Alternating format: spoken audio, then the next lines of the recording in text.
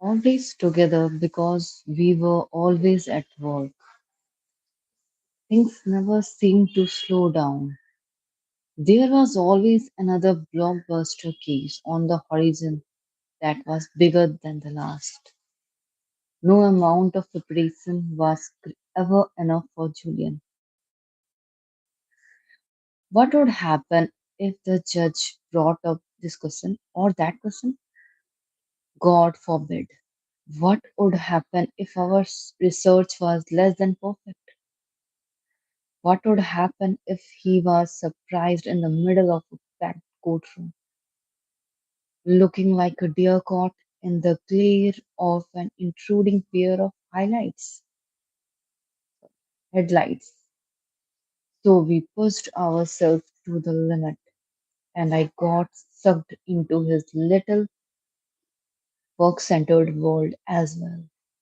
There we were, two slaves to the clock, toiling away on the 64th floor of some steel and glass monolith, while most sane people were at home with their families, thinking we had the world by the tail, blinded by an illusory version of success. The more time I spent with Julian, the more I could see that he was driving himself deeper into the ground. It was as if he had some kind of a death wish. Nothing ever satisfied him. Eventually, his marriage failed. He no longer spoke with his father, and though he had ever material possession, possession anyone could want, he still had not found whatever it was that he was looking for. It soared emotionally, physically, and spiritually. At 53 years of age, Julian looked as if he was in his late 70s. His face was a mass of wrinkles, a less than glorious tribute to his take no prisoners approach to life in general and the tremendous stress of his out of balance lifestyle. In particular, the late night dinners in expensive French restaurants, smoking thick Cuban cigars, and drinking cognac after cognac had left him embarrassingly overweight. He constantly complained that he was sick and tired of being sick and tired.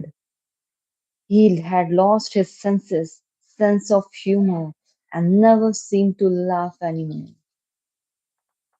And we are going to our next page of this book. Hope you all guys read with me, so it will improve your English reading. So just read with me. Julian's once enthusiastic nature had been replaced by a deathly somberness. Personally, I think that his life had lost all purpose. Per- Perhaps the saddest thing was that he had also lost his focus in the courtroom, where he could once dazzle all those present with an eloquent and airtight closing argument. He now droned on for hours, rambling about obscure cases that little or no bearing on the matter before the court, where one he would react gracefully to the objections of opposing counsel. He now displayed a biting sarcasm that severely tested the patience of judges who would who had earlier viewed him as a legal genius.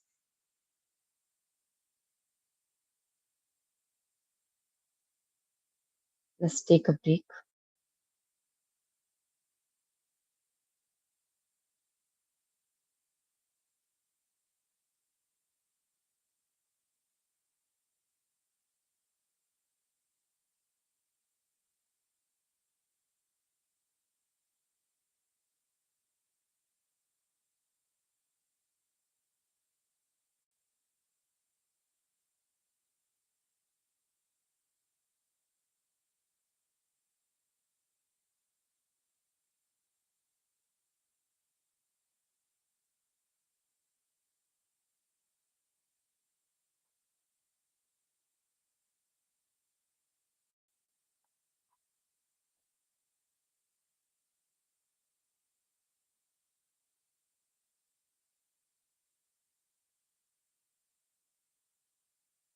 Let's start reading.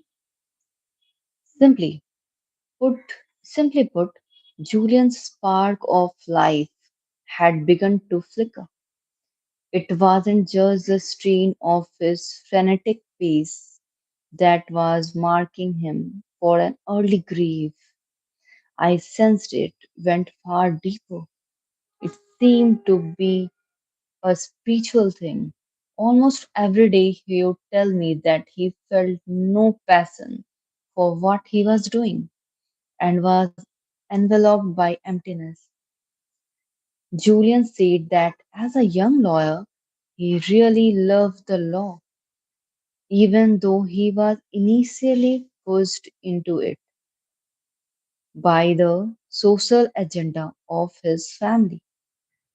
The law's complexities and intellectual challenges had kept him spellbound and full of energy.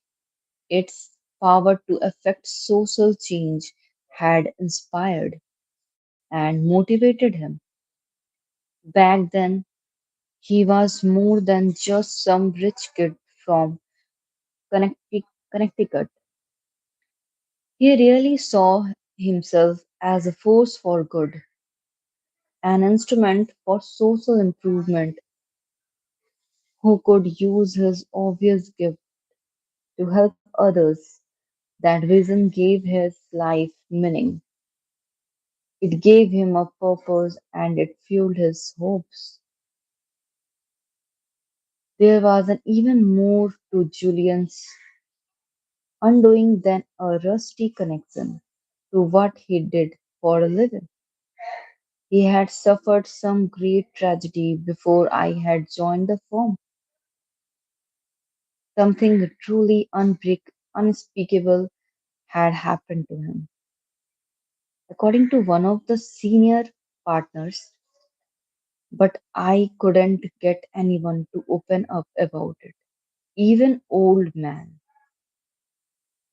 Harding, the notoriously loose-lipped managing partner,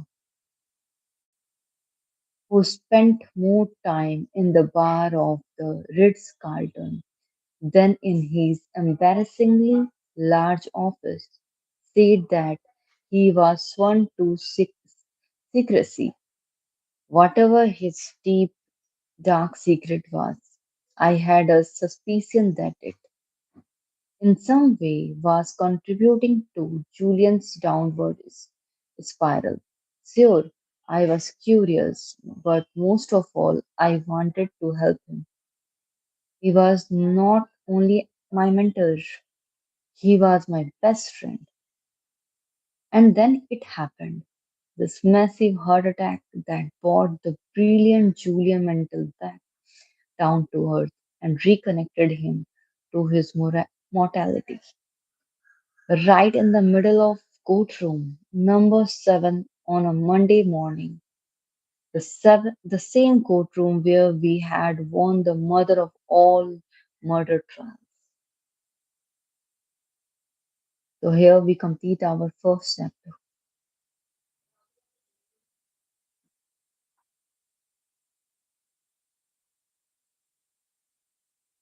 Ta-da.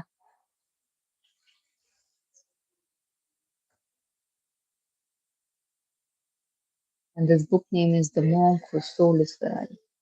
And today we complete our first chapter. This is,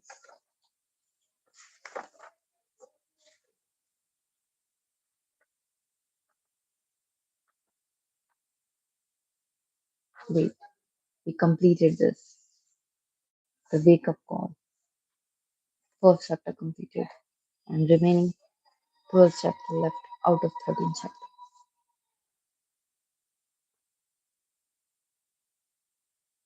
So, ta-da.